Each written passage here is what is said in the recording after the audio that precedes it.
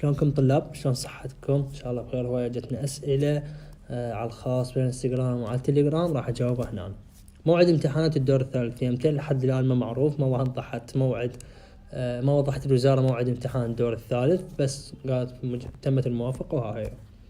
السؤال الثاني اللي هو راح يمتى نمتحن، يعني الطلاب الخارجي لو يمتى؟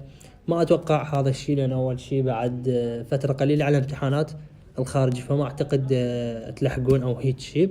ثاني شيء اذا امتحنتوا وياهم راح يصير طلاب الخارج عندهم دورين وانتم 3 ادوار، فراح يصير ماكو تساوي بالموضوع. كتوقع راح يصير امتحان الدور الثالث راح تصير بعد امتحانات طلاب الخارجي، حتى الدور الثالث يشمل كل الطلاب وكلها تصير متساوية وكل الطلاب عندها دور ثالث. اضافة الى هذا كم درس يشمل، يعني حسب الاسئلة اللي وصلتني كم درس يشمل الامتحان الدور الثالث؟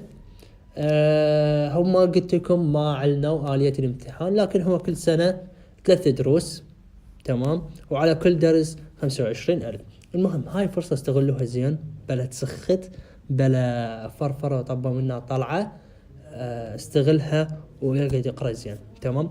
لا تنسون تشتركون بقناتنا تليجرام، صفحتنا بالانستغرام، ننزل عليها كل شيء جديد. اضافة الى همين يعني شغلاتكم مال الدور الثالث، مراجعة، مرشحات، كذا هالسوالف هاي راح تنزل عليهن. اخلي لكم الروابط بالوصف، وهمين هنا المعرف مالتهن EQ QIQ ضيفونه. تمام، مع السلامة.